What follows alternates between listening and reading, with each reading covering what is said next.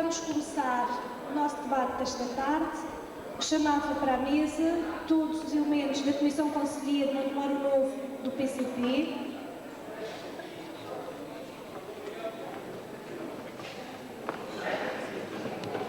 e o nosso convidado especial desta tarde, o camarada Álvaro Cunhal. Mas tem pouco, filho. Pois, não, mas tem pouco.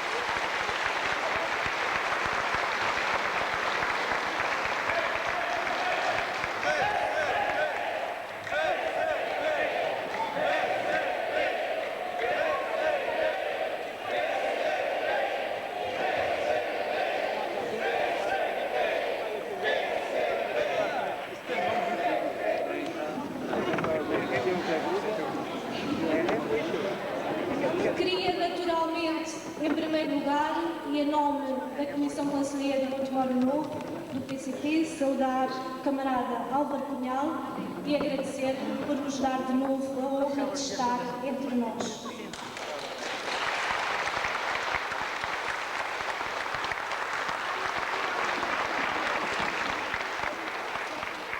Esta tarde temos como objetivo especial deste debate fazer uma análise dos 25 anos do 25 de Abril.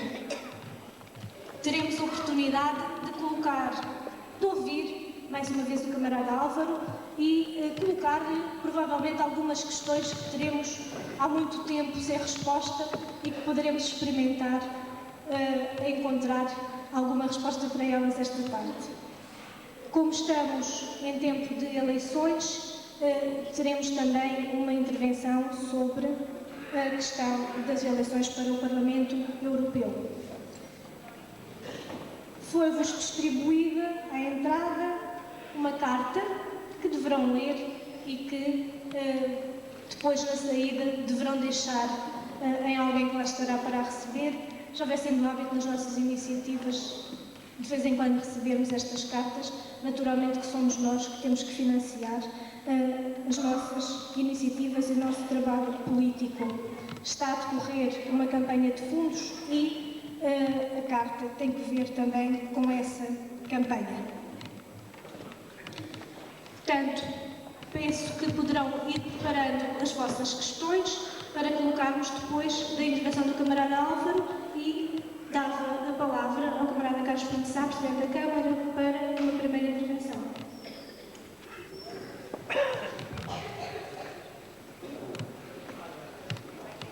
Muito boa tarde a todos.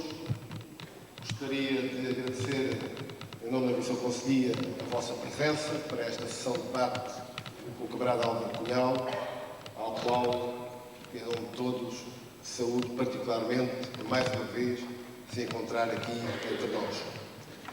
Como a camarada Vitalina já referiu, para além dos objetivos desta sessão, estamos, neste momento, inseridos na pré-campanha para as eleições do Parlamento Europeu. E, portanto, vou amassar-vos durante alguns breves minutos, explorando esta questão das eleições do Parlamento Europeu. Em primeiro lugar, porque se vão realizar no próximo dia 13 de julho.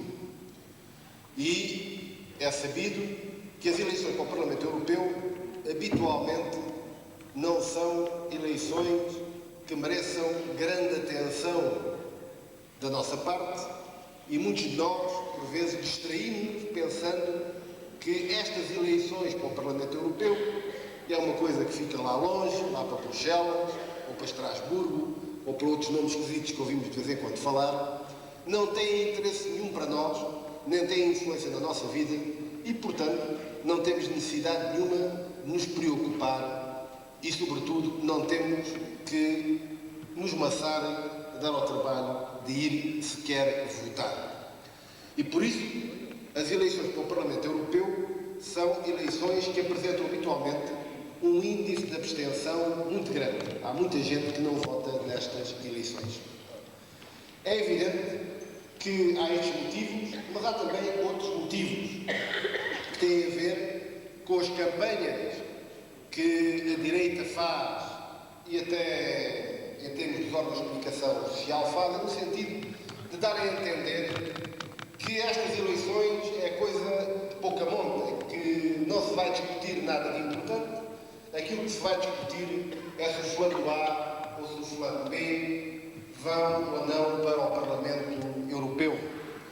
Mas que, em termos concretos, não há grande interesse para o nosso povo e para nós próprios desta questão do Parlamento Europeu.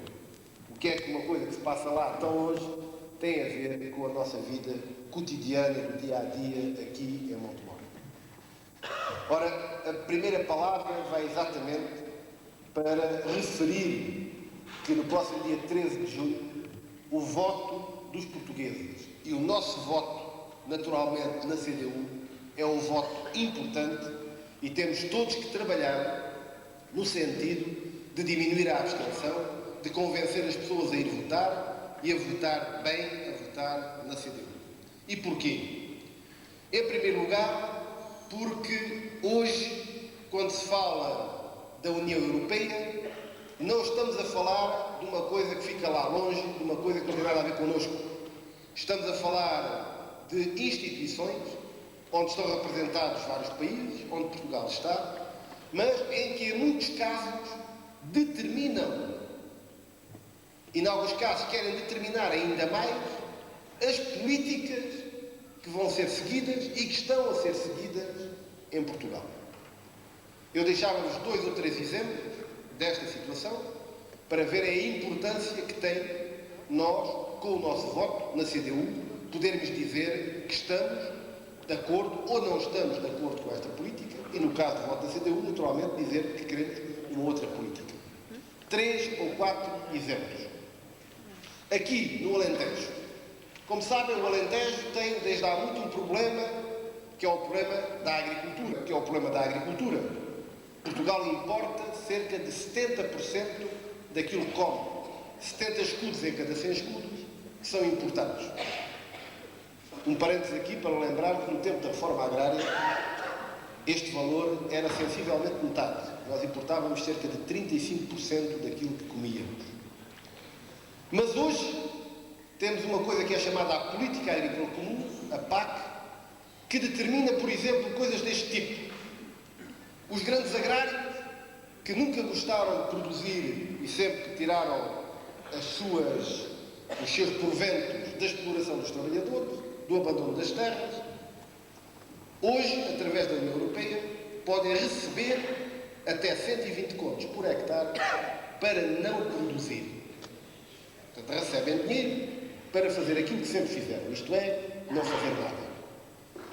Ou, por exemplo, nós precisamos produzir mais para ter mais que comer, não nos permitem que ultrapassemos uma determinada área para fazer o tomate.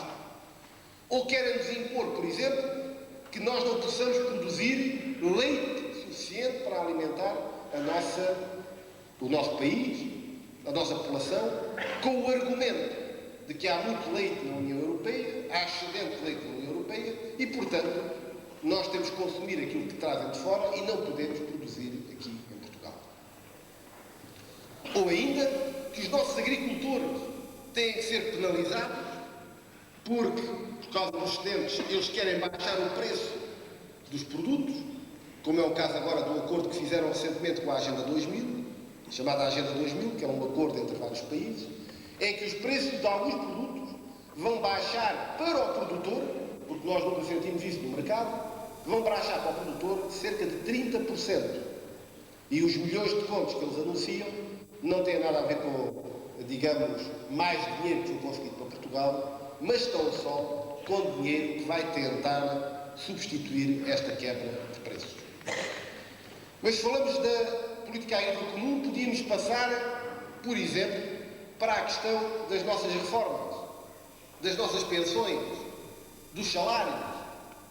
Nós ouvimos dizer que o Governo, quando é confrontado com esta situação de que é preciso que as pessoas ganhem mais, em particular os reformados, aqueles que recebem pensões de miséria, como é o caso dos nossos trabalhadores agrícolas, que têm pensões de miséria, e ouvimos dizer não podemos aumentar por causa do Pacto de Estabilidade. O que é isso do Pacto de Estabilidade? Bem, é uma imposição da União Europeia para a chamada moeda única, o tal euro que já aí está e que vai aparecer em termos de moeda e notas daqui a mais 2 anos, que determina que as despesas do Estado não podem ser decididas pelos portugueses. São decididas em Bruxelas, de acordo com o tal Pacto de Estabilidade, e, portanto, com este argumento, eles querem nos impor que os nossos salários, que as nossas pensões não possam ser suficientemente melhoradas. Temos, portanto, em termos da União Europeia, um conjunto de situações que diz diretamente respeito com a nossa vida. Mas, para além disso, o perigo que existe ainda maior é que esta União Europeia que estão a construir é uma União Europeia que está virada para se constituir como um órgão acima dos vários países que manda nos países. Por exemplo, o candidato do PS, Mário Soares, que até agora chegou a dizer que não era nada candidato do PS, querendo atirar-nos areia para os olhos, vem afirmar agora que o ideal era, face a esta situação que temos na Europa, de criar um imposto europeu para financiar um exército europeu. Ou seja, como se não bastasse o dinheiro que já temos de pagar, agora queriam criar mais um imposto europeu para financiar, imaginem, a guerra que as grandes potências fazem e da qual já vamos falar um pouco. Mas o candidato do PS é um homem que defende o federalismo europeu. Defende um governo europeu acima dos governos nacionais. Isto é, em que os portugueses, que deveriam poder decidir sobre o seu futuro, não tinham possibilidade de o fazer, mas tinham que se submeter a um governo europeu cuja democraticidade é muito duvidosa. Mas mais grave do que isto é que hoje, a coberta da União Europeia e de outras instâncias internacionais, como é, por exemplo, a NATO, quer os Estados Unidos, quer os grandes governos das potências europeias, se arrogam o direito de intervir onde querem e como querem para impor aquilo que pretendem. E é esta vergonha que deveria preocupar-nos todos e, em primeiro lugar, as instâncias responsáveis do nosso país, o governo em particular, que tem a ver com a guerra que foi desencadeada contra um país soberano, a Jugoslávia. Deixem-me esclarecer já, porque eles gostam sempre de tirar coisas para cima dos comunistas, que os comunistas não defendem que as populações, sejam elas sérvias, sejam elas kosovares, sejam elas o que forem, sejam vítimas de maltratos, sejam vítimas de qualquer discriminação com base na raça, no credo ou até nas opções políticas. Opomos terminantemente a isso. Agora, aquilo que nós contestamos é que, a pretexto desta situação, a NATO, contra, ou melhor, sem ouvir, sem ter o apoio da Organização das Nações Unidas, que era o organismo que teria, em termos de direito internacional, alguma base jurídica, legitimidade para poder decidir o que fazer, e com medo até de que a ONU dissesse não, intervém por iniciativa própria contra a sua própria carta, porque a NATO tem uma carta que define, digamos, quais são os direitos e os deveres dos países, carta essa que Portugal assinou como membro fundador, quando tínhamos em Portugal o governo fascista, que diz que a NATO é uma organização defensiva e que só pode atacar se algum dos seus países for atacado. E o que se passa neste momento é que, a pretexto das questões humanitárias e só a pretexto disto, estão a destruir um país e, sobretudo, estão a fazer esta guerra incrível, que os órgãos de comunicação nos tentam tirar areia para os olhos, mas esta guerra incrível em que nós não vemos morrer militares da parte das forças sérvias, vemos é morrer civis. Todos os dias ouvimos dizer que morreram mais não sei quantos civis. É uma guerra estranhíssima. Os militares não morrem, quem morre são os civis. E contra, ou melhor, a favor desta guerra, a União Europeia, os países da União Europeia alinharam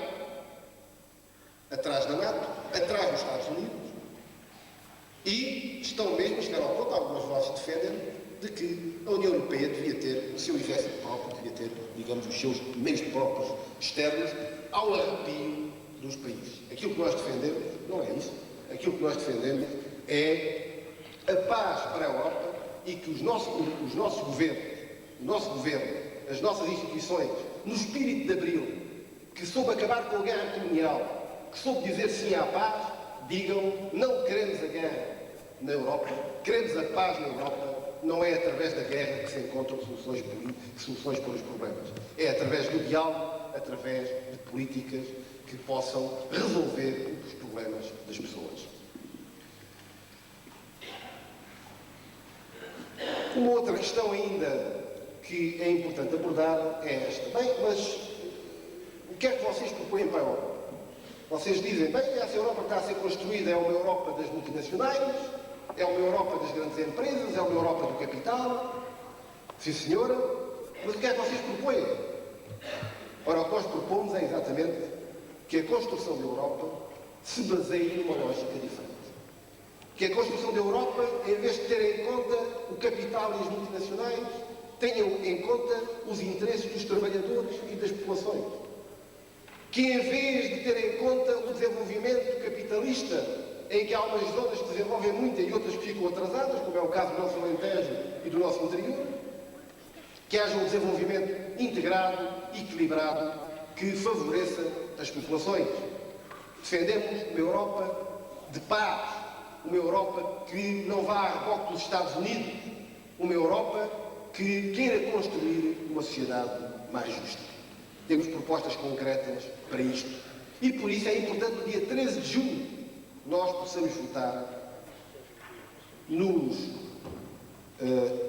deputados, para eleger deputados da CDU no Parlamento Europeu. E permitam-me aqui uma nota que eu trouxe, que é esta. Bem, mas então, nós temos 3 deputados, atualmente, entre 25 deputados europeus. 25 deputados portugueses no Parlamento Europeu. O Parlamento Europeu tem 626 deputados dos 15 países. Como é que em 626 deputados, ou, se quisermos, como é que em 25 portugueses só, os 3 deputados comunistas portugueses podem ter alguma influência, podem fazer alguma coisa? Ora, aquilo que os números mostram, que é insuspeito, é que os 3 deputados comunistas que estiveram lá neste mandato, que está agora a terminar, fizeram mais trabalho do que os outros deputados portugueses. Tenho aqui uma notícia do Diário de Notícias, de 20 de março de 1999, que é, obviamente, um jornal que não é afeto ao partido, ou da revista Visão, de 11 de março deste ano, que diz: os comunistas brilham em Estrasburgo, e atribuem estrelas a cada um dos eurodeputados portugueses, e aos únicos 3 deputados a que atribuem 5 estrelas é aos 3 deputados comunistas. Porquê?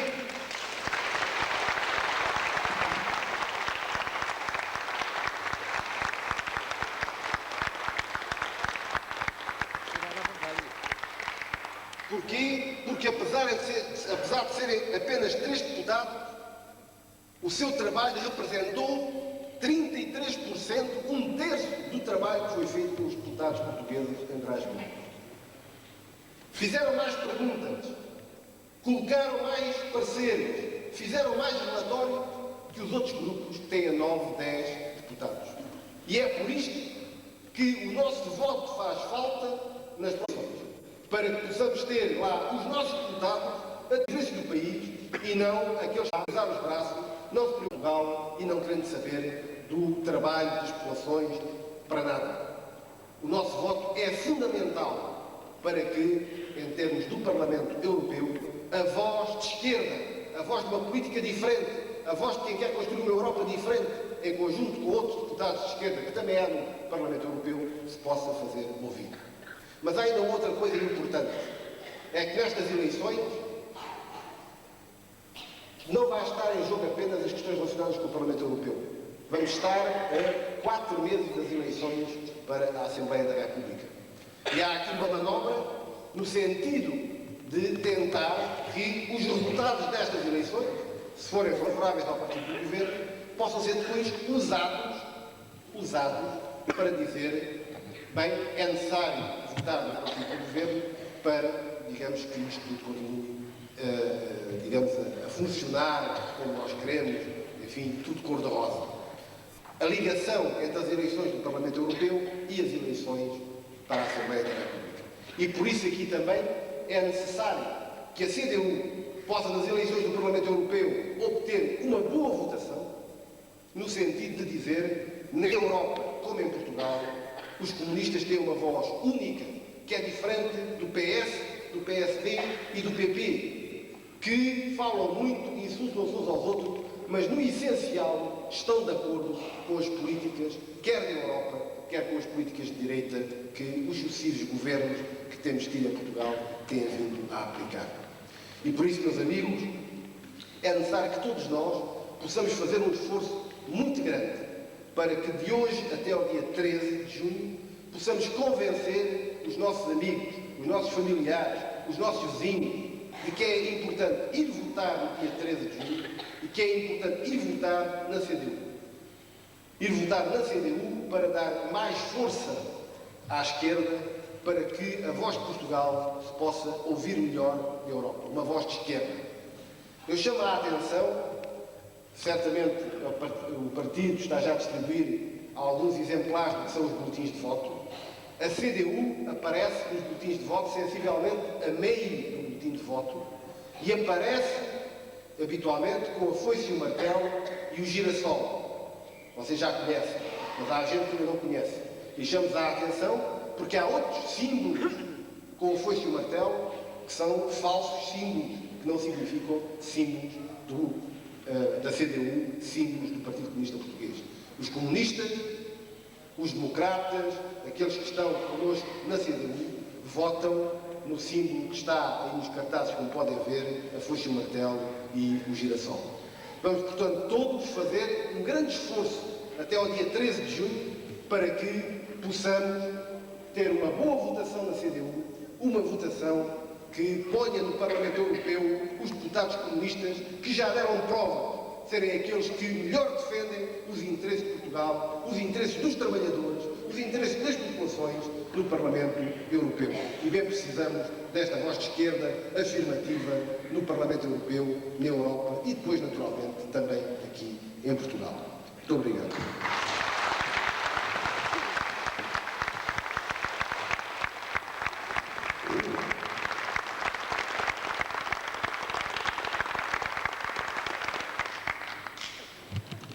Vou agora transmitir-vos algumas informações que me parece que são interessantes. Primeiro, em relação aos envelopes e à campanha de fundos, eles dirigem-se essencialmente para os camaradas que ainda não tiveram oportunidade de contribuir, porque já houve muita gente, muitos camaradas e não só, muitos amigos de partido que contribuíram nesta campanha de fundos. Até ao dia 14 já tínhamos passado os 50% da meta que nos propusemos atingir no Conselho. A meta são 1.700 contos e no dia 14 de maio já tínhamos 895 contos.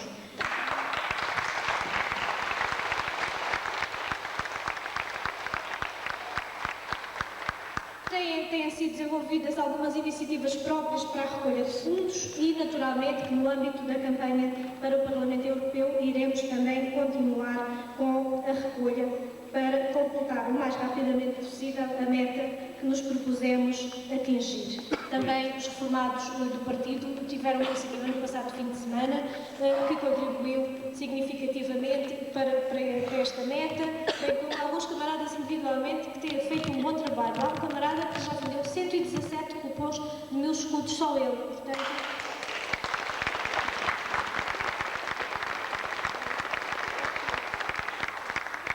tem sido um trabalho importante, é necessário continuá-lo para completarmos esta meta. Outra informação, vamos organizar uma excursão a Balizão e as inscrições estão no centro de trabalho, ainda há 10 lugares num segundo autocarro que, se quiserem passar por lá e quiserem participar, ainda poderão preencher.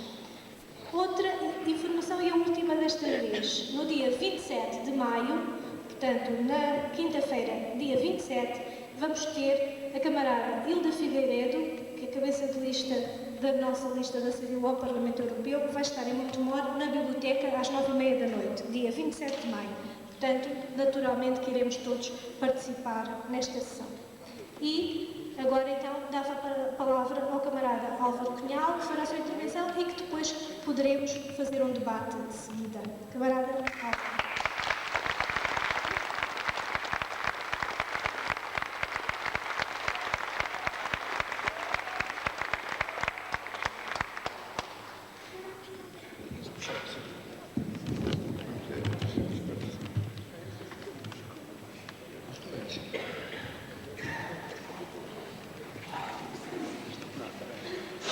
Camaradas e amigos, para mim é uma grande alegria estar aqui convosco, num conselho, numa organização bem provada na luta contra o fascismo, na Revolução de Abril, na luta atual e muito confiante na luta futura, o que é necessário dada a complexidade da situação internacional e da situação nacional.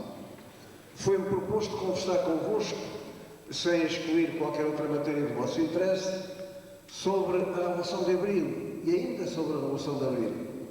Não apenas no sentido estreito, que muitas vezes é considerado, quando se fala no 25 de Abril, há quem pretenda que o 25 de Abril, a Revolução de Abril, foi apenas o dia 25 de Abril de 74.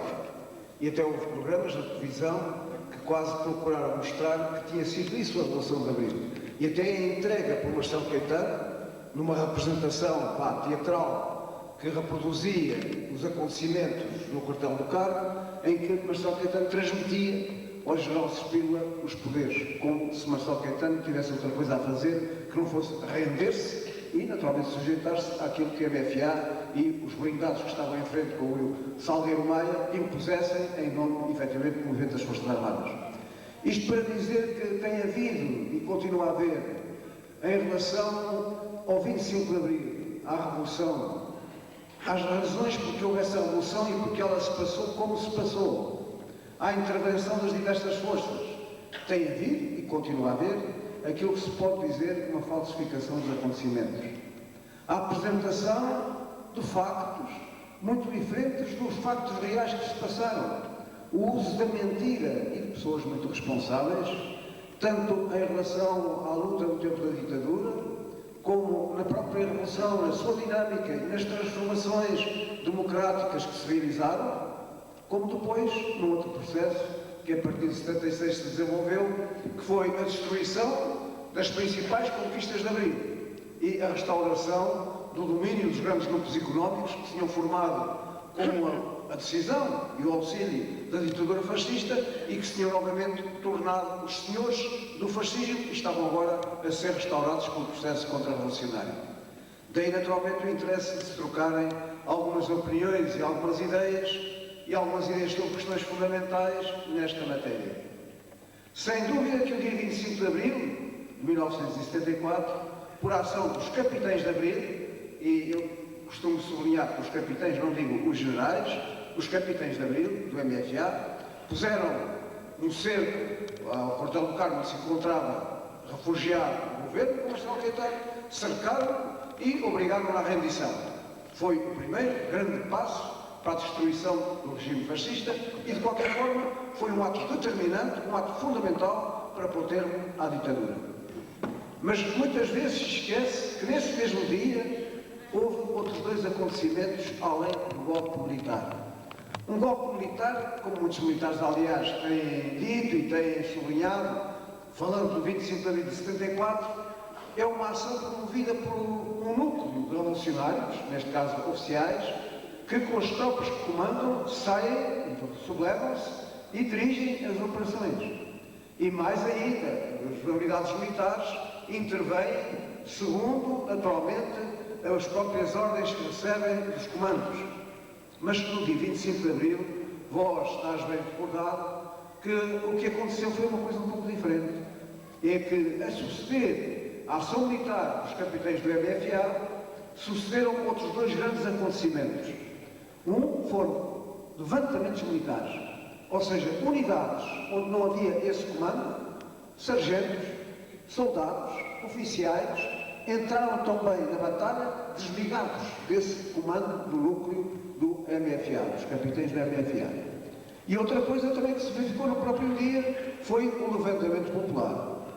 Lembremos que, inicialmente até, foi declarado, até pelo general Spínola, que se deixassem ficar em casa, que o povo se deixasse ficar em casa para se manter a ordem. E o que se viu foi precisamente o contrário. O povo saiu à rua, saiu em massa, e se quer ter uma imagem, e uma imagem real do que foram esses momentos vividos no dia 25 de Abril, veja-se, como qualquer pessoa pode ver, como certamente todos ou quase todos de vós já viram, as fotografias do Quartel do Carmo, do cerco ao Quartel do Carmo.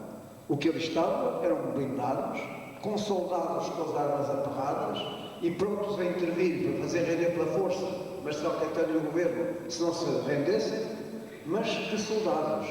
Soldados que estavam abraçados aos populares já em cima dos blindados.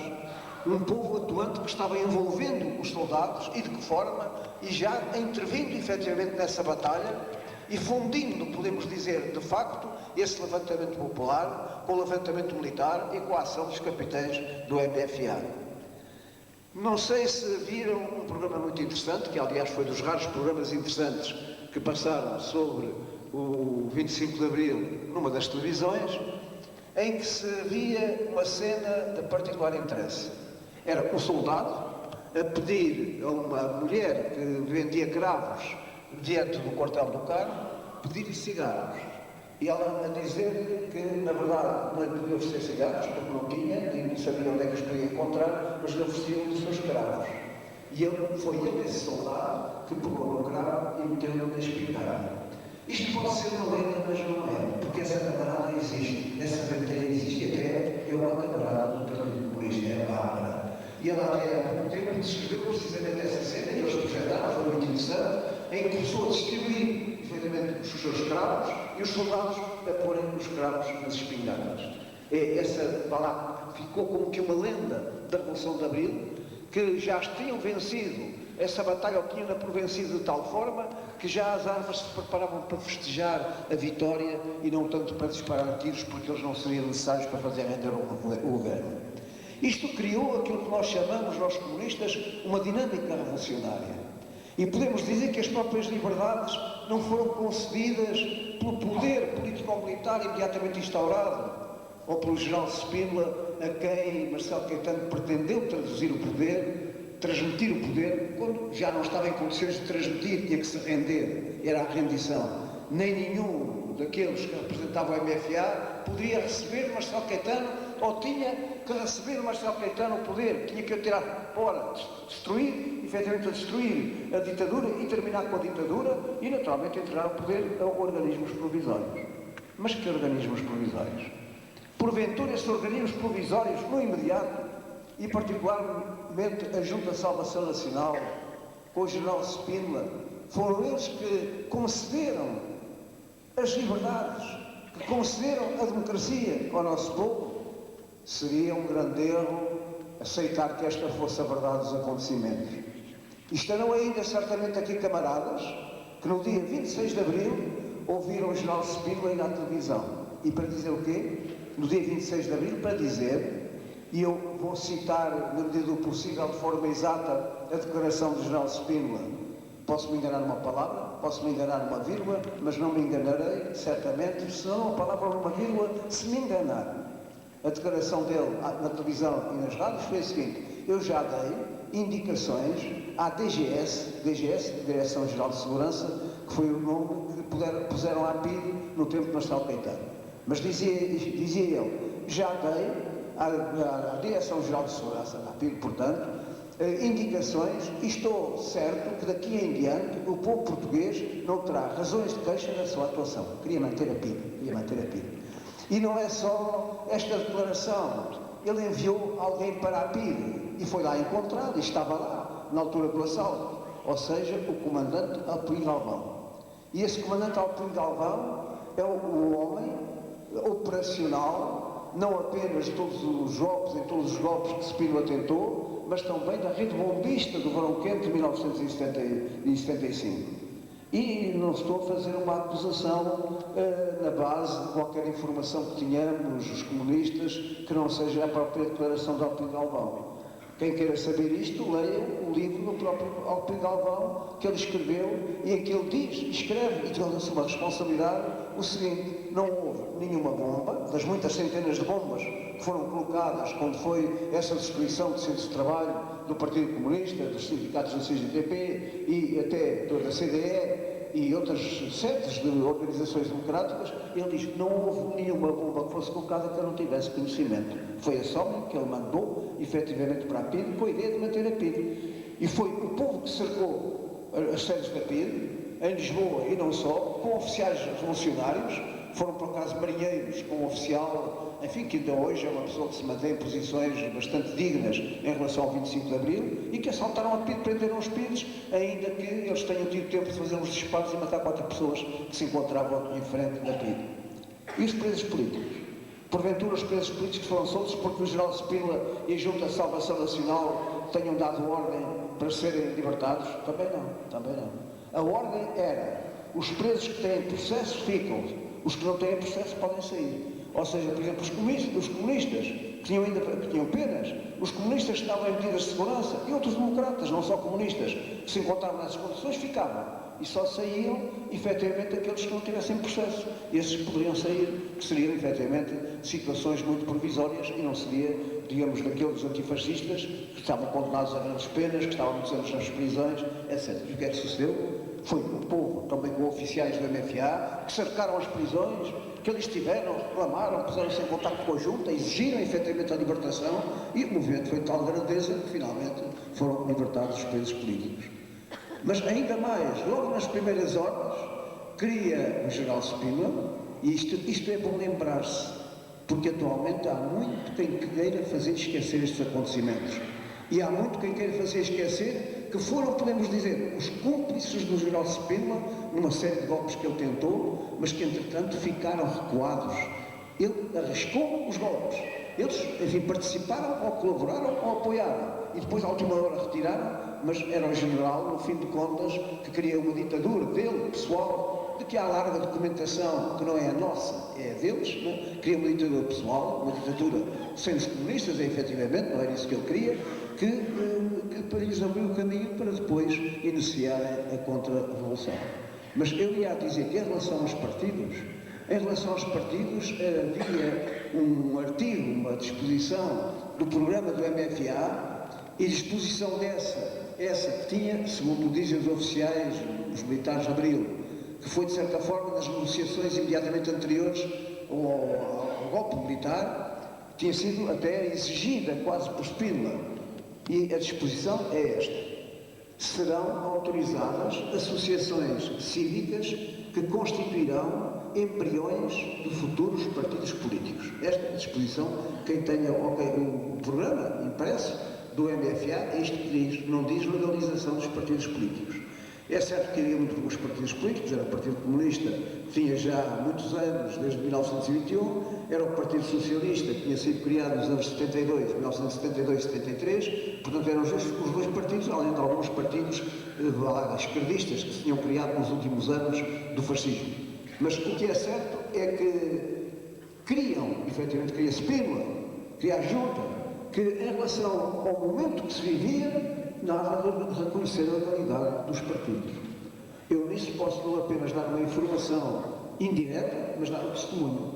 Porque quando eu cheguei a Lisboa no dia 30, enfim, segundo aquilo que se tinha visto com o partido, fui recebido pelo general Spínola no próprio dia, e ele citou esse artigo do programa da MFA, dizendo: vocês comunistas, nós não temos que esperar nenhuma repressão, não reprimiremos, mas isso do Partido Comunista, por enquanto, não. Esta mostrou essa disposição do programa do MFA, poderão ser embriões de futuros partidos políticos, mas isso de bandeira vermelha não, o jornal clandestino avante, vocês não pensem publicá-lo, foi sem martelo, bandeiras vermelhas, isto é mais ou menos a linguagem que ele colocou. Portanto, isso não, por enquanto não, depois se vê.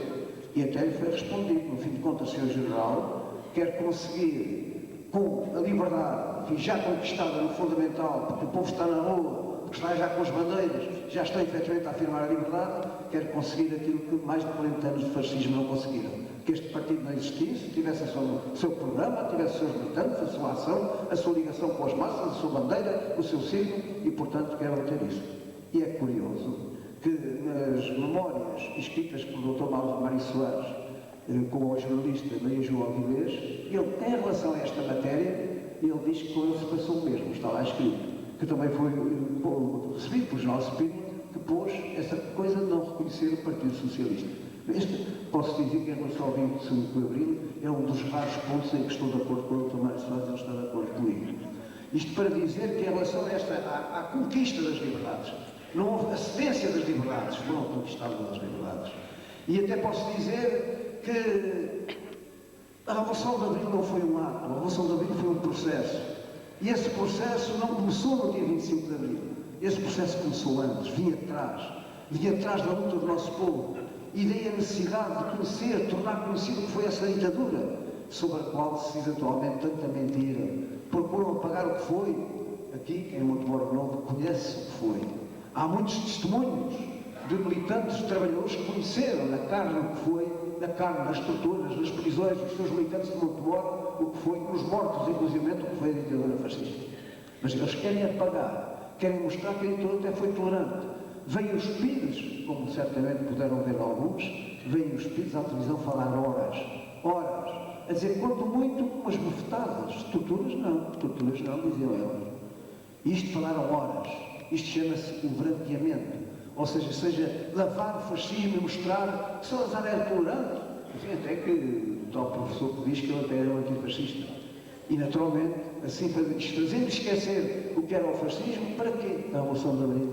Não se podia ter passado, e é uma outra coisa que eles procuram mostrar, podia-se ter passado por um marcelismo liberalizante, com a ala esquerda ou a ala liberalizante da Assembleia Nacional Fascista, José Sá Carneiro e os outros que eram dessa ala liberalizante, podia-se ter passado, efetivamente, por uma democracia, sem passar por essa revolução, que no fim de contas acabou por estragar tudo, destruir a economia pela ação dos comunistas, enfim, toda essa campanha que se faz. Isto necessita-se, portanto, de mostrar o que foi a ditadura em todos os seus aspectos, mostrar mesmo que foi a ditadura que formou esses grandes grupos monopolistas que todos conheceram do tempo do fascismo, ainda do tempo de Salazar. Antes do Salazar não havia nenhum desses grupos, não havia o grupo dos Melos, não havia o grupo do Espírito Santo, não havia o grupo do Champalimau. Os Melos tinham uma indústria, a CUF. O Espírito Santo tinha um banco, era o Banco do Espírito Santo. O Champalimau tinha os cimentos. Mas não havia a formação desses grupos e foi o fascismo que auxiliou, que interveio logo depois da guerra, em 1945, com uma célebre lei chamada do Conselhamento Industrial e de Fomento Industrial, deu-lhes aqueles negócios, tomem conta do que quiserem, invistam, formem grupos, intervenham, que nós abrimos todos os ramos industriais ao nosso monopólio. Foi a formação dos grupos que partiu daí. E então vemos, o Alfredo da Silva, da CUF, passou da CUF para a banca, para outras empresas, formou um grande grupo dos Melos. O Espírito Santo passou da banca para a indústria, da banca para a indústria, e depois alargou um grande grupo. O Champalimau passou dos cimentos para a siderurgia, todos formou o grande grupo. E nós temos que ver que este grupo foi destruído para a Revolução de Abril, foi, e bem, quando foram nacionalizados os setores básicos, quando se pôs termo ao domínio da nossa economia, àquilo que nós comunistas e os camaradas que têm o programa do partido para a Revolução Antifascista, para a Revolução Democrática Nacional, certamente estão acordados da definição que nós dávamos do fascismo, da ditadura. Dizíamos que a ditadura era o governo terrorista dos monopólios associados em condições de dependência ao capital estrangeiro e dos latifundiários. Era esta a nossa definição, está escrita no programa. Esta era a nossa definição, mas estes grupos, enfim, foram restaurados, estão restaurados, e até podemos hoje dizer, com uma pequena alteração, no fim de contas, a situação que nós vivemos em Portugal hoje não é uma ditadura, é um regime democrático ou parlamentar com muitas alterações e muita degradação democrática do domínio dos grandes grupos monopolistas associados em condições de dependência do capital estrangeiro e dos grandes latifundiários, enfim, que foram restaurados com os latifúndios. Isto para dizer que o poder económico continua o mesmo e com esse poder económico também aquelas conquistas de ordem social que estavam integradas, efetivamente, das conquistas de Abril, na instauração de uma democracia nas suas quatro vertentes que são indissociáveis: a política, a económica, a social e a cultural. E podemos dizer mais uma, a nacional: a independência nacional, a soberania nacional, de que dependia na altura e hoje também procura, continua a depender em larga medida, podermos construir um Portugal melhor, um Portugal democrático, um Portugal em que o nosso povo tenha satisfação dos seus direitos essenciais. Mas, na verdade, com a Revolução de Abril foram conquistados os direitos dos trabalhadores e muitos direitos dos trabalhadores, e conquistados pela luta.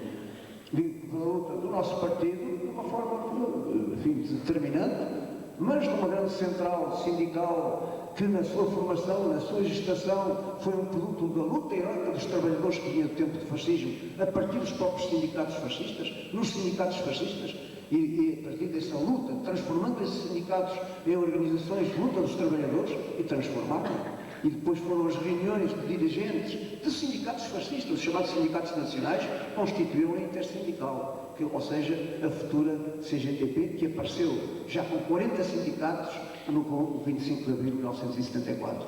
Portanto, essa grande força que vinha formada pela classe operária, pelos trabalhadores em geral, no tempo do fascismo, por uma luta corajosa, audaciosa, e que levou muitos a pagarem caro esse trabalho nos sindicatos fascistas.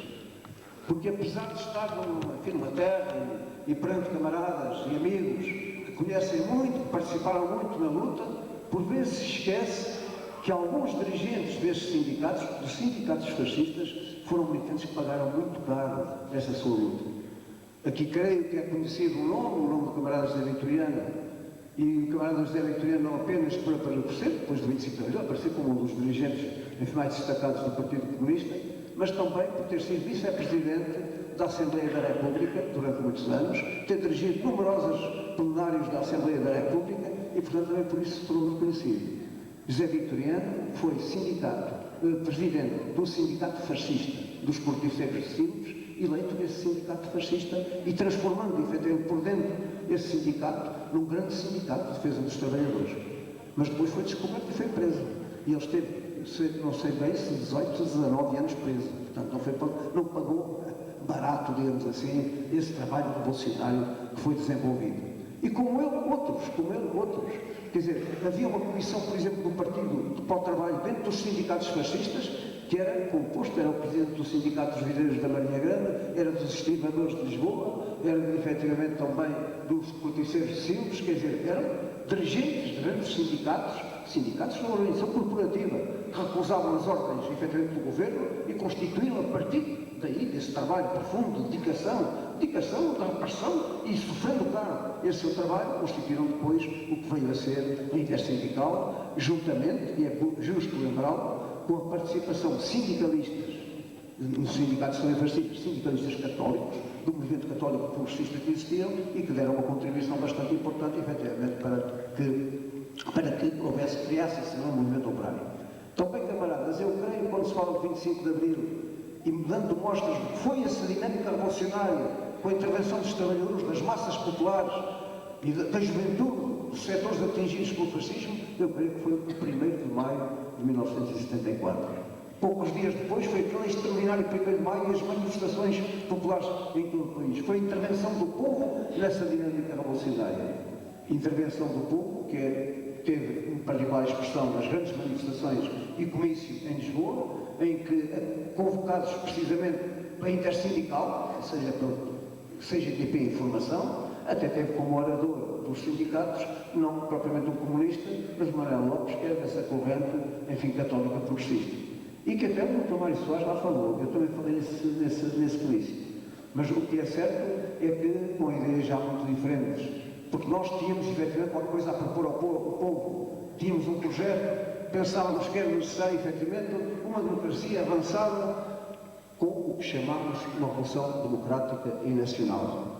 E podemos dizer que essa dinâmica, derrotando os sucessivos golpes que houve, e podemos lembrar os nomes só muito rapidamente: o golpe de Palma Carlos, o 28 de setembro, o 11 de março, e depois a rede bombista, já o 25 de novembro, já foi uma coisa diferente, uma composição diferente, e uma saída diferente da crise político-militar. Todos estes golpes foram derrotados e avançou o processo revolucionário de uma forma muito confusa, muito contraditória, muito conflituosa, mas nós vamos detectar e ver as cumplicidades que outras forças, e o Partido Socialista, claramente, e os outros partidos tiveram nessas tentativas de abafar efetivamente a Revolução e com exclusões comunistas dos governos provisórios em que participaram e finalmente, na proximidade do 25 de novembro, no céu do verão quente, procurarem, e havia planos de ilegalizar e reprimir pela violência, e se possível ou necessário pela guerra civil, reprimir os comunistas, a CGTP,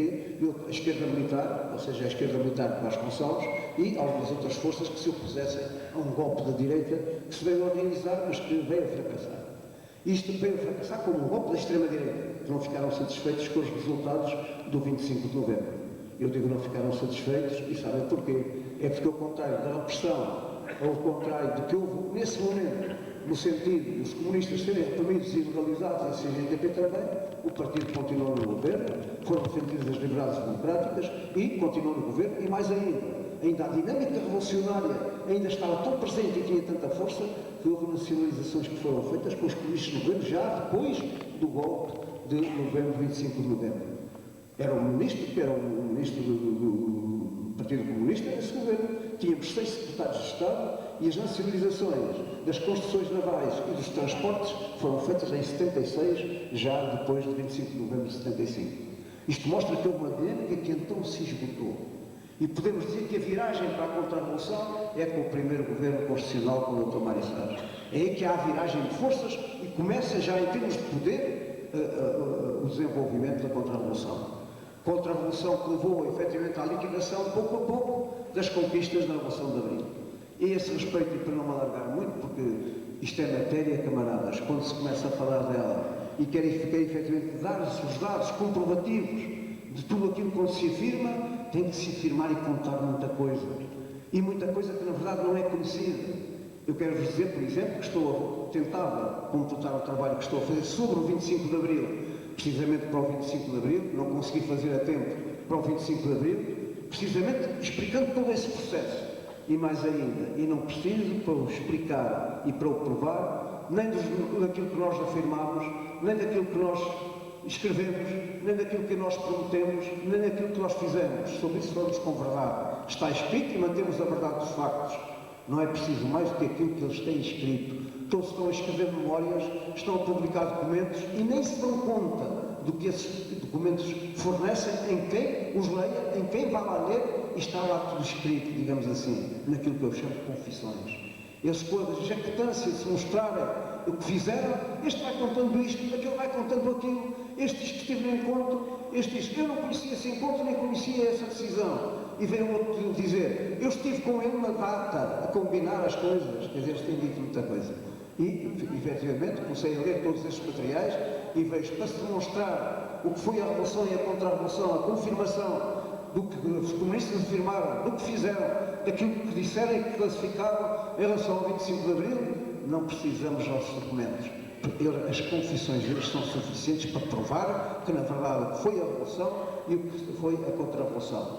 As responsabilidades, tanto na revolução, no processo convulsionário que seguiu, e que se podia ter perfeitamente evitado, se não houvesse muitos a quem contrariou, a força efetiva, a força real que tinham os trabalhadores e que tiveram durante algum tempo os militares revolucionários e que podiam ter levado à construção de uma democracia muito avançada com as propostas e as transformações, as nacionalizações, a reforma agrária, os setores básicos que não estivessem ao serviço dos grandes grupos monopolistas, os direitos dos trabalhadores conquistados efetivamente, e quem diz trabalhadores, diz das mulheres, da juventude, dos deficientes, dos agricultores, das camadas efetivamente que sofreram a ditadura fascista e sofreram a opressão e a exploração capitalista, tudo isso poderia ter alcançado se não fosse efetivamente a contra-revolução começar a gerar por dentro, pelo próprio governo provisório, em que não podia decidir nada, ou que podia decidir, estavam lá todos em contradição uns com os outros.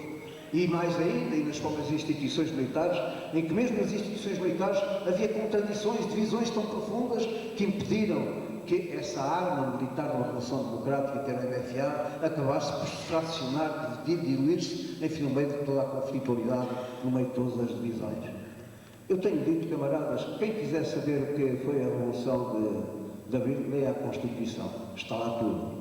Na Constituição aprovada em 2 de abril de 1976. Nela está lá tudo. Foi elaborada por 550 deputados. Os deputados comunistas éramos 50. Éramos 30, digo, éramos 30. 250 deputados, 30 deputados comunistas. Foi elaborada ao longo de mais de um ano, nas discussões das comissões por todos os deputados. Foi aprovada a Constituição, com estas reformas todas. Enfim, acabo de dizer que, na verdade, foi aprovada e foi aprovada com os votos de todos os partidos, menos do CDS, e não de todos. Todos os outros votaram por, fizeram um discurso aprovando a Constituição. E depois dizem que nós quisemos impor essas transformações e impusemos ao país contra a opinião dos outros. Isto já agora pode dar-se um esclarecimento que mostre o que é a verdade e o que é a mentira. E o valor pode ter a verdade e o defeito, e não apenas o defeito, que é a mentira. Houve uma iniciativa em Lisboa, fiz já há uns anos, não foi há muitos, em que me convidaram para fazer também uma intervenção sobre a Revolução de Abril. Eu fiz a intervenção e houve um participante, pessoa aliás muito conhecida, um democrata que é muito digno, mas que não tem opinião dos comunistas, e que disse o seguinte: vocês, no fim de contas, o vosso erro, o vosso mal, foi quererem impor ao país, e têm imposto, de certa forma, transformações, reformas, que, na verdade, os outros não queriam. E eu propus lá, se estiver de acordo, eu leio o programa. E se, na leitura do programa, enfim, vir que nós quisermos impor essas reformas ao país, eu dou-lhe razão. E se for contrário, você dê-me razão a mim. Se a mesa autorizar, eu leio o programa e depois você fala. Ele disse: sim senhor, eu estou de acordo. A mesa autorizou e eu li o programa. Terminar com o poder monopolista, de nacionalização de setores básicos, da banca de setores básicos, uma reforma agrária na zona do latifúndio, controle de gestão dos trabalhadores. Portanto, li todos esses pontos do programa. E depois acabei e disse: agora diga então a sua opinião.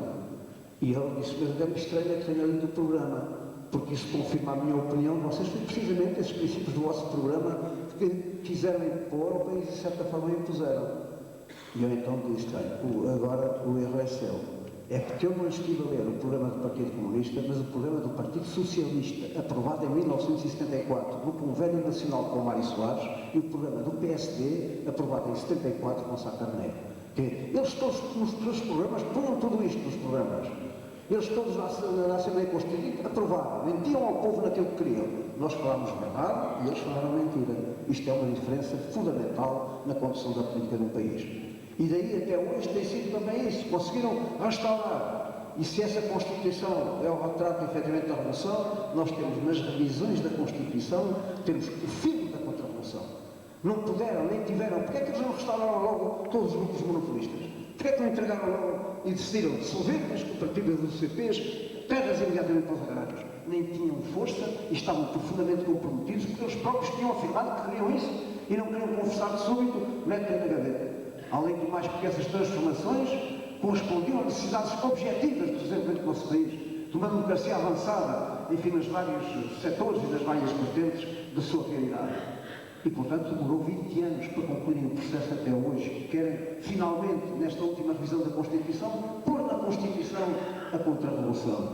E foram fazendo sucessivas revisões. Na primeira cortaram umas coisas, na segunda cortaram outras, na terceira cortaram outras. Foram cortando todas essas transformações democráticas nas várias áreas e até partidos da direita que dizem que ainda é necessário mais outra revisão da Constituição. Portanto, as revisões da Constituição são bem, agora já não é um retrato, porque é um movimento, então posso dizer que é um filme da Contra-Revolução. Cada vez dão uma revisão que corta mais princípios democráticos, mais princípios democráticos, mais princípios democráticos. E chegámos a uma situação em que temos um governo de direita com uma política igual a outro governo de direita de um outro partido e em que o governo do Partido Socialista pouca diferença faz nas questões fundamentais da política anterior dos governos do PSD. Isto, naturalmente, é uma situação grave, é uma situação muito grave para o nosso país, uma perspectiva que é uma perspectiva sombria e já aqui foi referido, sobretudo quando a situação internacional é tão gravosa, quando para a Europa, e fala-se da Europa, eu creio que o nosso camarada referiu bem, enfim, a Europa que nós podemos querer, mas não é aquilo que é, essa não é a Europa que é. O valor dos nossos deputados, sim, não há nenhum dos outros deputados que estejam em condições e que tenham provado, como os comunistas, ir para o Parlamento Europeu e defender os interesses nacionais. E não é abstrato. Qualquer deles que lá está, seja o Miranda, seja os outros, tem trabalho realizado no sentido de defender os nossos textos, no sentido de defender a nossa agricultura, quer dizer, intervir na defesa de problemas concretos, com moções, dificultando efetivamente as decisões que possa haver das instâncias supranacionais. E o Dr. Mário Soares? O Dr. Mário Soares foi muito bem citado, é um federalista. Ele compreende uma Europa, e uma Europa que tem instâncias supranacionais. No aspecto financeiro, quem manda são os alemães com o seu banco e com a colaboração dos franceses e ingleses. No plano militar, isto muitas pessoas não estão, vá lá, a medir a gravidade. No 50º aniversário da NATO, dessa organização que era uma organização militar defensiva, a NATO resolveu mudar o seu estatuto, os seus princípios. Até agora, a NATO, enquanto existiu a União Soviética, dizia que era contra o perigo comunista, a partir daí, enfim, manteve uma posição lá mais discreta, mas a NATO era uma organização militar em que os países podiam, vá lá, intervir no quadro dos países participantes, sendo os interesses de qualquer deles agredido e, naturalmente, necessitasse de ajuda. Agora não, a NATO decidiu o seguinte, e o que eu estou a dizer não é caricatura, é a verdade da decisão. Nós iremos, com força das armas, onde entendermos que é necessário intervir militarmente, sem respeitar Nações Unidas, sem respeitar qualquer decisão, e mais ainda, quando se fala NATO, não se diz assim por acordo de todos os partidos participantes, os países participantes. Diz-se, isto é mandado e comandado pelos Estados Unidos, com os colaboradores mais próximos, Inglaterra e Alemanha, e a França um bocadinho atrás, arrastada também, e portanto os outros submetendo-se a ir para uma guerra criminosa, que é aquela que está a acontecer, com um desastre que, enfim, seja para os albaneses do Kosovo, seja para os sérvios, um grande desastre humano, enfim, uma destruição do país inteiro, uma guerra ilegítima, né? Mais de 50 dias de bombardeamentos que se têm visto, né? Matamos civis, sobretudo, e, portanto, vê-se de onde está a ser arrastado o mundo. Isto não é para parar ali. Isto é uma tentativa do capitalismo de vir a dominar todo o mundo. E devemos ganhar a consciência de que esse perigo existe, não se lutar contra ele. E daí também a necessidade de desmascaramento, porque esta NATO, das suas ações agressivas, porque eles não querem parar por ali. Eles querem ir mais. Agora façam os Balcãs todos, já é até à Bulgária e até ao Mar Negro. Eles não lhes convém que exista mesmo esta Rússia caótica, desorganizada, cheia de máfias e de incertezas, que é hoje a Rússia. Não lhes convém, enfim, que aquilo não seja destruído completamente em termos de qualquer capacidade de intervenção, porque, pensam eles, ainda têm muitas armas atómicas, e muitas armas atómicas, apesar de tudo aquilo que de mal lá se passa. Isso pode ainda vir a passar. Também têm apontado, enfim, outro grande país, que é a China, é um grande país. Bem, este país também é um país que tem, enfim, 1,5 milhão de habitantes. É um país difícil, é um país que insiste a ter um partido comunista que afirma que quer construir o socialismo. Ainda há outros países mais pequenos, ainda há o Vietnã que insiste também no mesmo, há uma Cuba que insiste no mesmo, há um movimento sindical como português, e não só, que na verdade defende os interesses dos trabalhadores e que não quer que o movimento sindical entre em pactos de estabilidade e outros já aqui referidos hoje, no sentido de dar um apoio ao capitalismo, submeter-se aos interesses do capitalismo na União Europeia e não só. E os partidos comunistas, há alguns que estão a seguir mau caminho e que estão a ser destruídos como já outros destruíram. E pode-se dizer, porque assim decidiram por dentro. E alguns que desapareceram, o partido italiano, o partido francês, o partido que agora põe contra estas eleições, também não sabe dizer, já não aparece uma lista do partido francês, agora é uma lista com o secretário-geral do partido francês e logo seguido por uma mulher que diz que está com a NATO, com a intervenção da NATO, e uma outra mulher que também diz perfeitamente que está com esta guerra e com a NATO. É isto uma lista, uma proposta de candidatos que já não é de um partido. É proposta com o nome do secretário-geral e o nome dessa candidata, enfim, com uma política de direita reacionária e defensora da NATO. Isto eu creio que são caminhos perigosos, caminhos que podem levar à liquidação do partido. Mas, por outro lado, vê-se recuperação, vê-se novos partidos que reagem, que se formam, que se fortalecem. E, portanto, eu creio que estes partidos, mesmo que o movimento comunista atravessa, de facto, e atravessou talvez até mais grave do que hoje, uma grande crise, estes partidos, e vemos que o nosso próprio partido em Portugal, são partidos necessários, indispensáveis e insubstituíveis. Isto não é uma fase preparada. O nosso povo precisa de um partido comunista convicto, enfim, seguro, confiante no futuro, batalhador, pronto a arrostar todas as dificuldades e todos os combates. E para terminar esta intervenção, que já vai demasiado longa, eu quero vos dizer o seguinte. Eu hoje estive num outro sítio antes de vir para aqui. E foi uma homenagem ao camarada Diniz Miranda. E uma homenagem no Montoio, onde na Praça Central, que passou a chamar-se Praça Diniz Miranda, foi encerrado um pequeno monumento com o rosto do camarada. E eu creio que a lembrança de Diniz Miranda não é apenas a lembrança de um militante para uma recordação. Eu creio que para todos nós é a lembrança de uma vida para colhermos dessa vida ensinamentos para nós próprios. Porque é um homem que partiu muito jovem das praças de Jornas, da luta dos locais agrícolas por seus direitos fundamentais. E que depois atravessou toda uma vida de completa dedicação à luta dos trabalhadores, à luta do nosso povo e do nosso país. E manteve sempre essa raiz, e uma raiz de ligação aos trabalhadores, aos explorados, aos ofendidos, e sempre com muita modéstia, que além de uma lição política também é uma lição moral. E creio que em relação a esta homenagem é efetivamente essa lembrança dos ensinamentos que se podem colher neste militante que fez parte de gerações e gerações de militantes, e muitos foram, e alguns são, aqui de Montemoro Novo, que deram tudo a sua vida, efetivamente, não querendo nada de próprio, de benefício próprio, e para defender os interesses do nosso povo, da nossa pátria, e conseguir, efetivamente, uma transformação progressista da nossa sociedade. E daí, enfim, ter estado nesta homenagem a Diniz Miranda, creio que faz-nos pensar um pouco que hoje não se necessita daquilo por que passou Diniz Miranda, prisões, torturas, e depois, afinal, ir até, a partir e sempre por este caminho, ir aos mais altos cargos de responsabilidade, deputado da Assembleia Constituinte, deputado da Assembleia da República, foi um dirigente nacional, enfim, do movimento juvenil, foi um dirigente nacional do movimento unitário e democrático no tempo do fascismo e, enfim, foi um grande dirigente do Partido Comunista Português.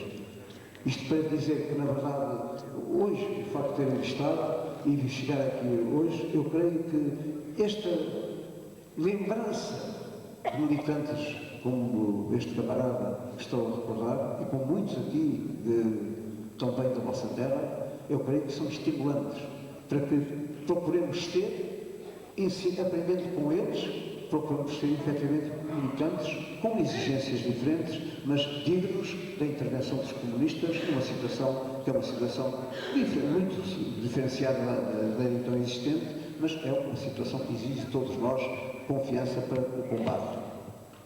Foi aqui referido em relação às eleições europeias, e eu acho que foi uma intervenção muito necessária, porque vamos tê-la, à sua projeção para as outras eleições, e, na verdade, pode haver uma tendência para a abstenção, como foi referida, e uma tendência para a abstenção que pode traduzir a dar vantagens aos outros aliados, aos outros candidatos. Mas os candidatos, o Dr. Mário Soares já vimos que não vai defender os interesses portugueses, vai defender os interesses, no fim de contas, de instâncias supranacionais que nos impõem a PAC, como foi referido. Mas é a política agrícola, da política agrícola comum, é a política das pescas comum, é a política relativa ao orçamento, relativa às finanças, tudo comum, a política exterior comum. Agora já não é como era no tratado interior, o tratado da Comunidade Europeia, que era uma cooperação dos países. Não, agora são políticas comuns obrigatórias para os países, quando não há resistência à vontade de uma afirmação nacional, que é sempre possível,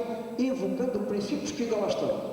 Ainda lá está a coesão social, ou seja, exigir que os trabalhadores portugueses tenham efetivamente uma aproximação e não um distanciamento que se está a dar cada vez maior entre o seu nível de vida, os seus direitos e os dos trabalhadores da Comunidade Europeia. Ainda lá está a coesão económica, ou seja, também o nosso desenvolvimento económico aproximar-se dos países mais orientados. Ainda lá está. E ainda está no tratado já revestido, o tratado Maastricht ainda lá está. Mas o que é certo é que o próprio reconhecimento, enfim, dos dirigentes da União Europeia, nas instâncias supranacionais, agora já a Europa está a 2 ou 3 velocidades. Ou seja, nós estamos a atrasar, em vez de nos estarmos a aproximar, evidentemente, de uma igualdade, uma aproximação do nível de desenvolvimento económico. E outros é a questão, por exemplo, da unanimidade em certas decisões, que havia que procurar eliminar as decisões dos organismos de Bruxelas e outros. É a questão da invocação de interesses específicos, por exemplo, do caráter específico da nossa agricultura, procurando que, em termos de subsídios e outros, isto seja necessário. É um combate no quadro da União Europeia, que se propõe os nossos deputados e nós nos propomos, apesar de que pensamos que esta Europa está por mau caminho. a sua estrutura atual é má, depois desta questão da NATO e a Europa envolvida nesta nova concepção e estratégia da NATO, é particularmente perigoso para nós, para o futuro da Europa, para o futuro do mundo, da parte mundial. Mas, entretanto, os nossos deputados estão, evidentemente, prontos a esse combate. Eu ficava por aqui, desculpem que já falei demais, e naturalmente haverá todo o interesse em colocar as questões que entenderem e poder conversarmos um pouco sobre elas.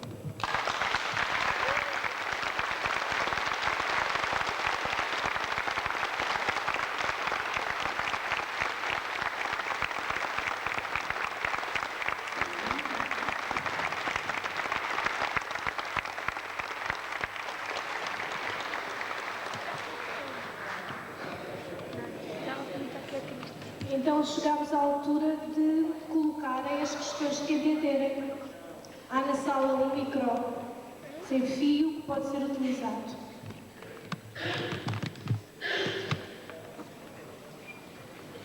É só levantar o braço.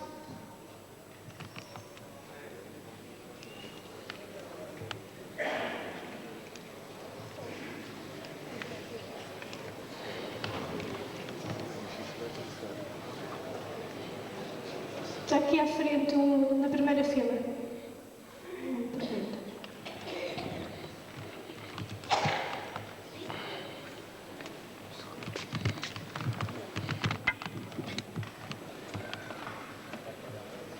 Ora, primeiro que tudo, eu peço desculpa a todos, e muito especialmente aos responsáveis pela mesa. Eu penso que é problema da aula comunal. Isto não vou falar da vida dele. Toda a gente está aqui, todas as pessoas sabem quem é essa cantina, quem é a aula comunal, quem foi, quem disse, tudo vai ser. Mas eu quero referir apenas uma coisa. Falou-se aqui num nome, isto não se chama da aula comunal, que se referiu, é o Diniz Miranda, quer dizer, os camaradas, que todos nós, aqui presentes, devemos alguma coisa, se não for mesmo muita coisa, a esse camarada que se chamava Diniz Miranda. Foi um camarada com quem contactei, foi um camarada com quem eu aprendi alguns sentimentos mais simples, claro, dos comunistas, e eu, um homem da luta militante da fotografia dele, e eu confesso que ainda umas lágrimas para baixo quando estava a ver o militante com a fotografia dele na frente. Desculpem, eu não avanço mais, porque há mais semana eu entendo que cada um que está aqui tem tanta obrigação como eu dizer aquilo que pensa. Eu estou a dizer que todos já devem falar, porque senão muito bastante é questão. Mas, porque assim é, há pessoas que devem sentir, pelo menos, para aquilo que eu digo no nosso trabalho nacional, sentir condições para a sua referência igual. Bom, desculpa, muito obrigado e obrigado à minha doutora.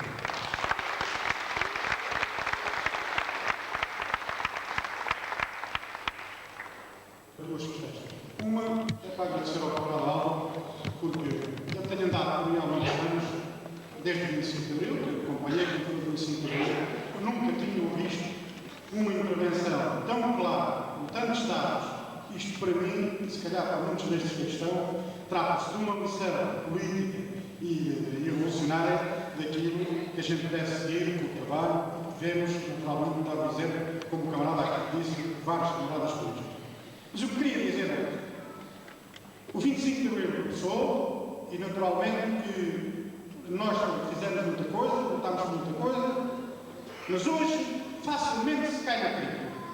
E eu já tenho sentido, olhando para aquilo que eu participei, eu e muitos camaradas, quando damos por isso, estamos a criticar aquilo que fizemos, mas eu próprio depois começo a pensar se voltasse atrás, se não se teria que fazer hoje.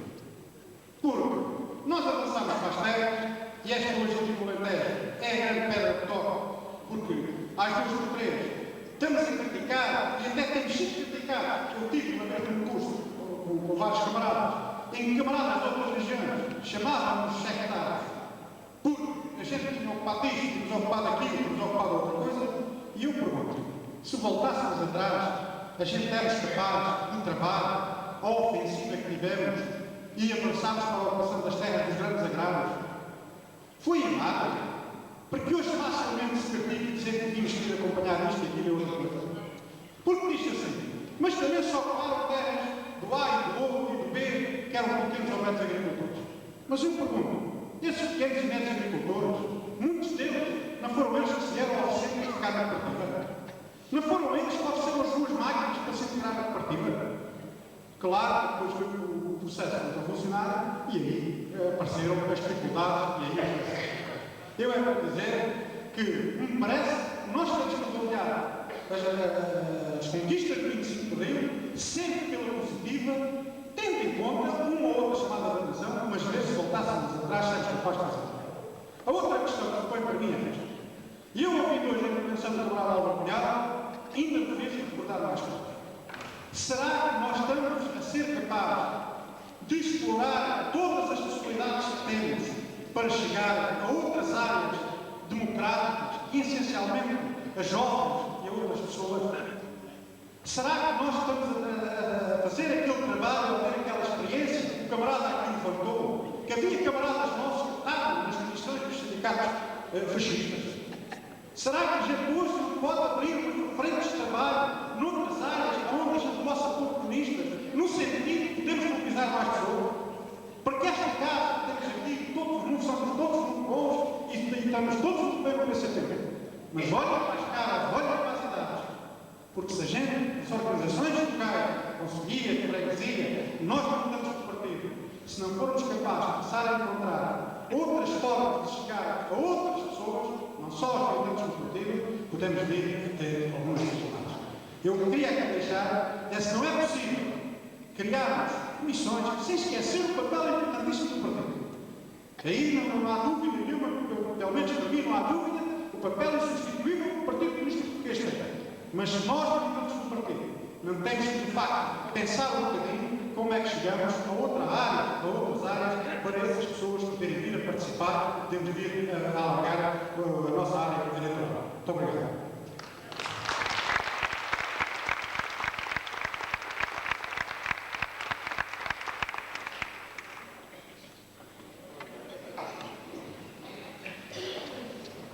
Então,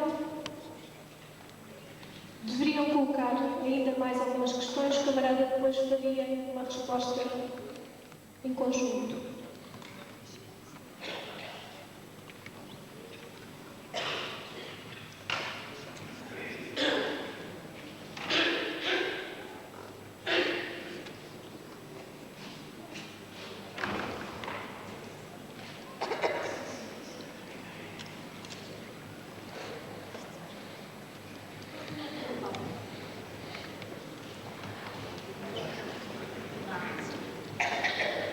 Boa tarde. Eu gostava de procurar ao camarada Álvaro Cunhal como é que vê o futuro do nosso país daqui para a frente. Se bem, se mal. Pronto, obrigada.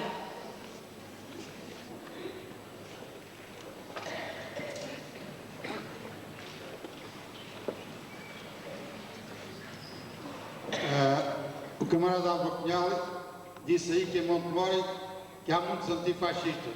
E é sim, senhor. E a prova está, não sei se o camarada já viu ou não, aqui mesmo ao lado, aqui 50 metros, está um monumento ao resistente antifascista. É o único que há no Alentejo. Se o camarada não o viu, vá a pé, antes de parar para Lisboa, que vá ver que é muito pertinho aqui, isto aqui é 2 passos. E, ao mesmo tempo, eu não fiz parte da comissão da implantação, mas quero referir, para tirar dúvidas a muita gente que eu acompanhei. Os camaradas faziam parte da direção do monumento, ou seja, da comissão. O monumento foi erguido por subscrição pública, da malta de Montemor e não só, do comércio, dos trabalhadores e talvez de alguns industriais, e de juntas de freguesia e com a ajuda de algumas câmaras. Portanto, eu ouvi muitas vezes algumas pessoas dizerem o tempo que a Câmara anda aqui a gastar dinheiro, devia de fazer casa para os pobres. E eu respondi algumas vezes a essas pessoas. As casas para os pobres competem ao Governo Central. E muito mais coisas que eu ouvi e que tive que engolir para nascer um bocadinho mais mal criado que aquilo que eu sou. Portanto, camarada, antes de ir para Lisboa, se não o viste, passa ali ao lado disso.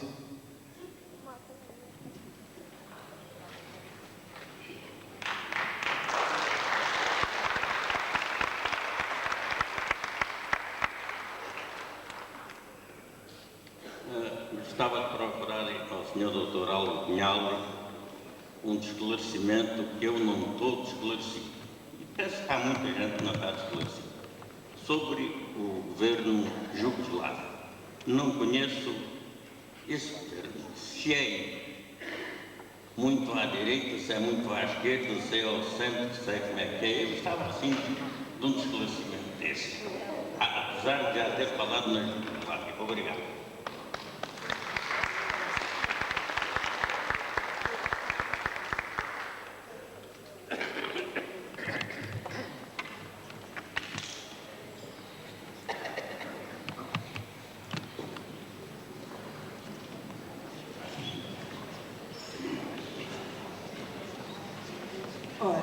A minha procura penso que é muito simples, mas penso que o camarada Álvaro Cunhal poderá ser uma das pessoas indicadas para me poder esclarecer nesta minha questão que eu vou levantar. Penso que não só no nosso país, mas a nível internacional e a nível de vários países, a guerra da Jugoslávia é um dos problemas mais atuais. E eu digo isto porque vejo várias manifestações dentro de quase de todos os países, pelo menos aqui dos países europeus. E a procura é a seguinte: que possibilidades é que há das forças de esquerda a nível mundial de fazerem qualquer frente a essas agressões ou que seja às atuações da NATO?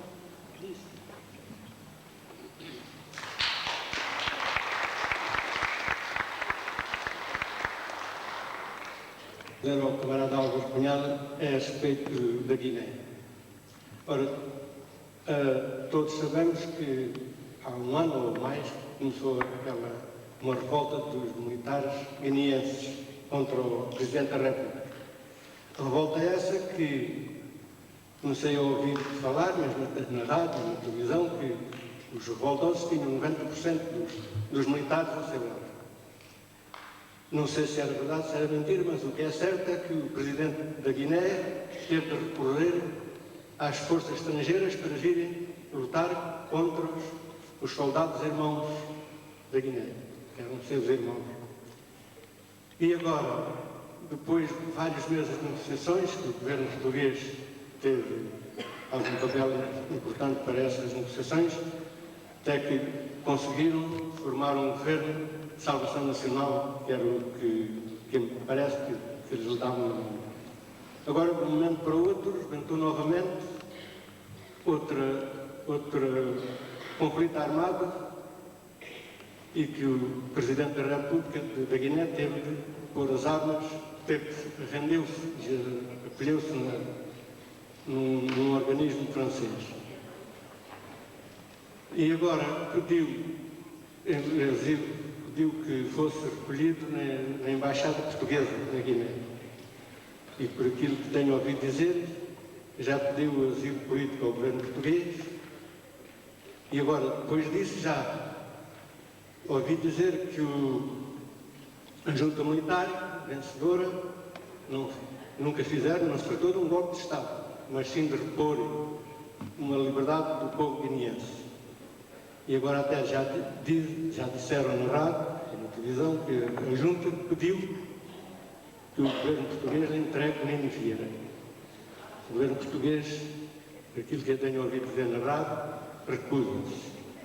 Qual é a opinião e qual é a legalidade da recusa que o governo português tem a entregar Nini Vieira, porque foi convidar tropas estrangeiras para matar guineenses e agora depois os vencedores da liberdade lá, enfim, da revolta, e o pedirem, qual é que está mais a pisar a ilegalidade? Se é os revoltosos, se é o governo português. Tenho dito. Obrigado.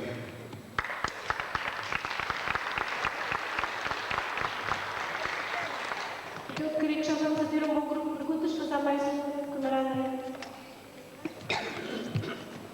Olha, é só para recordar o camarada Cunhal, se há alguma lei em qualquer parte do mundo que permita despedir trabalhadores sem lhe pagar. Evidentemente que isto é uma tristeza que a gente vê no nosso país. Hoje qualquer empresário, qualquer fábrica, qualquer monopólio faz isso. Despede, aceita o prazer, não dá conta aos trabalhadores, não paga e continuamos nesta situação. Eu penso, na minha ideia aqui, o governo é culpado disso. Mas, não querendo atingir isso assim, eu gostava que o camarada Aldo explicasse isto bem, porque é uma tristeza. E fazia aqui um apelo também, que era o seguinte: quanto mais votar na CDU, o Partido Comunista Português, mais a gente pode evitar essas situações tristes que se passam contra os trabalhadores. Obrigado. Bom, se os camaradas estão de acordo, há algumas questões referentes à Revolução de Abril e depois algumas questões mais referentes à atualidade e, enfim, ao futuro do nosso país, que também foram colocadas. As questões internacionais foram abordadas, duas de particular importância e gravidade, ou seja, a guerra não declarada, mas em desenvolvimento contra o Estado soberano, contra a Jugoslávia, e, naturalmente, a situação em Guiné-Bissau. São dois acontecimentos que muito diretamente nos tocam, pela sua evolução, pelas suas consequências e também pelo passado das nossas relações com esses países e aquilo que podemos conhecer deles. Então, em primeiro lugar, em relação à Jugoslávia.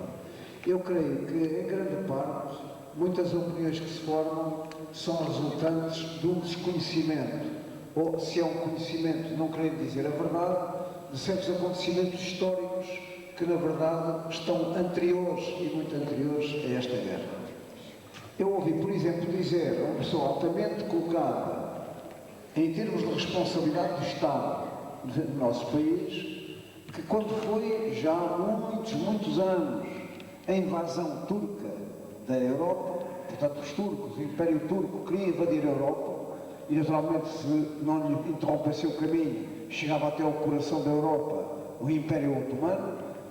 Essa entidade, essa pessoa altamente responsável do Estado português, disse que tinham sido os albaneses, ali, nessa tal região muito em discussão, no Kosovo, que sustiveram a invasão turca.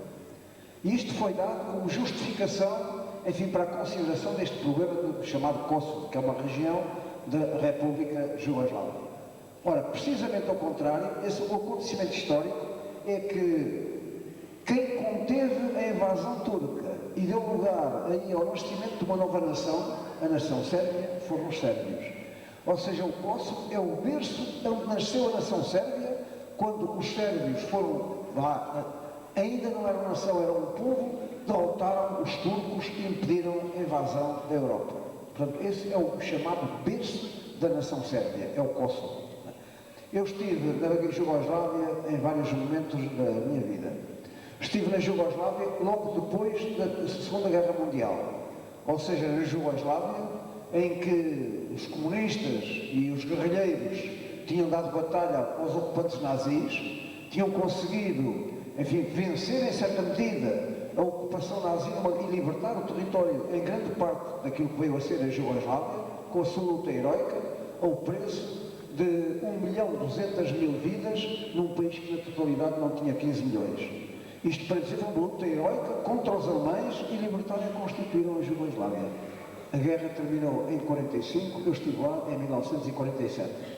E em 1947 estava ainda o país na reconstrução, numa grande obra de reconstrução, e aqueles vários povos, porque Jugoslávia eram os povos de toda aquela zona, ou seja, os sérvios, croatas, montenegrinos, macedónios, enfim, vários, herzegovina, também bósnios, todos estes estavam numa situação de fraternidade depois de conseguirem expulsar os alemães do seu país, que também, na parte final, com a entrada das tropas soviéticas que avançavam já, depois de derrotarem os exércitos alemães, avançavam já em direção a Berlim.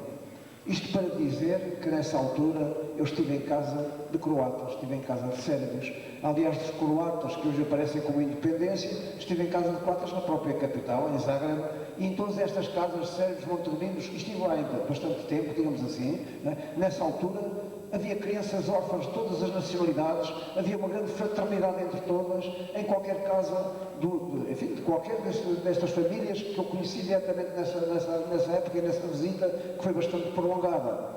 E em casa de quem também vi temporariamente, é certo, mas havia órfãos de guerra de outras nacionalidades, um grande carinho, uma grande ternura, uma grande confraternização de todos esses povos na libertação da Jugoslávia. Portanto, isto para dizer que nessa altura havia essa situação, a libertação e a constituição da Jugoslávia, com Tito, com os comunistas, aliás, que depois se criou uma situação bastante conflituosa no movimento comunista, do Tito contra os albaneses, um regime na Albânia contrário ao Tito, e um regime que também se dizia comunista na Albânia contra o Tito. As grandes disputas e conflitos que houve no movimento comunista internacional rebentaram precisamente nessa altura. Foi precisamente logo depois da libertação, em 47, 48. Isto para dizer que havia toda essa situação confusa.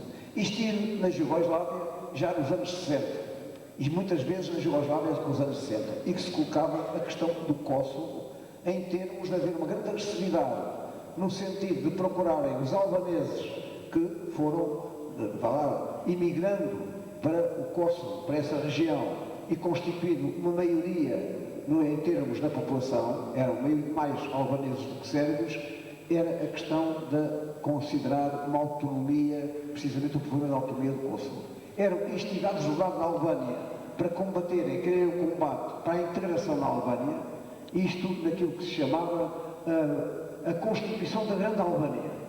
E o que estava no poder na Albânia tinha a ideia da integração do Kosovo na Albânia, porque tinha lá no Kosovo meio albanês, e constituiu um novo Estado muito maior que toda a Albânia unificada, já com a população albânia do Kosovo. E procuravam, nessa altura, uma solução política para o problema. Um acordo, efetivamente, com os albaneses para determinar, os albaneses do Kosovo, para determinar qual seria o estatuto a conceder a essa região uma autonomia, mas não a independência. Foram atiçados e continuam a ser atiçados, não é? Continuam a ser atiçados os albaneses a uma guerra contra os sérvios, que já está agora declarada pela NATO, não declarada, mas em desenvolvimento contra a Sérvia. Portanto, este é um problema real. Esta questão de uma agressão contra a Sérvia tem